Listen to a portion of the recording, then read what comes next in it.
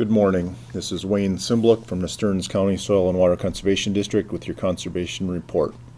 One of the topics I'd like to talk about today is that the Minnesota Department of Ag has added sites to the real-time soil temperature monitoring network to aid farmers in fall fertilizer application. This information will help producers prevent fertilizer loss by taking the guesswork out of estimating soil temperature.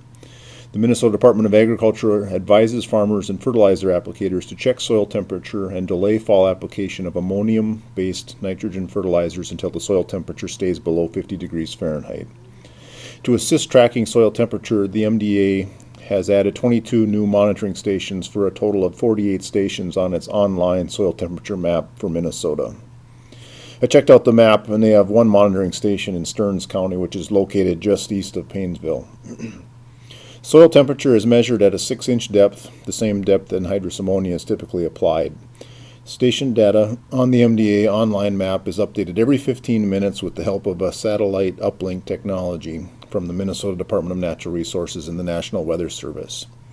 In areas where fall nitrogen applications are appropriate, soil temperature, not harvest progress, should be your guide of when to apply, says Bruce Montgomery, who is the manager of the MDA Fertilizer Management Section. Waiting until soil temperature stays below 50 degrees Fahrenheit before applying anhydrous ammonia and urea increases the availability of nitrogen to next season's crop and decreases the amount of nitrate that could potentially leach into the groundwater.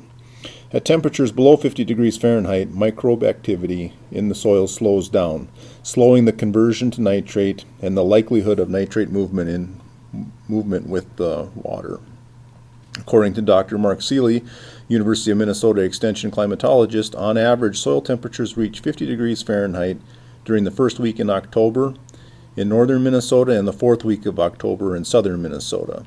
These dates can vary widely year to year, making information provided by the real-time soil temperature monitoring stations valuable. In addition, delaying applications until the soil temperature stays below 50 degrees Fahrenheit, best management practices for nitrogen use developed by the University of Minnesota Extension recommend using a nitrification inhibitor when fall applying anhydrous ammonia.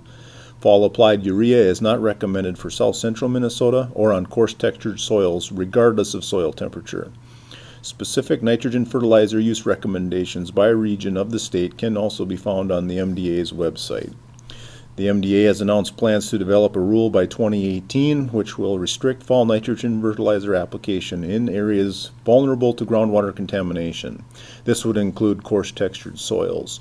The rulemaking is part of the state's revised nitrogen fertilizer management plan, which was completed in 2015. Another topic I'd like to talk about is that the Stearns County SWCD is taking tree orders for spring delivery starting this week. The Stearns County SWCD's tree program was developed to provide landowners with an affordable and convenient way to purchase trees and shrubs for conservation practices such as windbreaks, shelter belts, living snow fences, and wildlife habitat.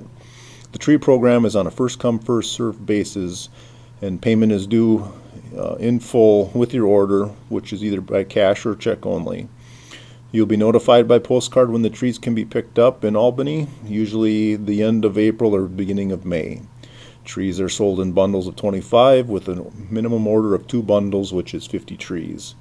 Also, the Minnesota DNR is also currently accepting tree orders, but their minimum purchase is 500 trees.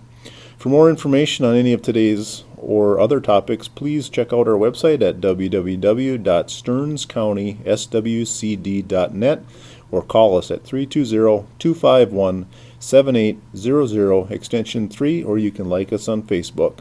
This has been Wayne Cymbaluk from the Stearns County Soil Water Conservation District with your conservation report.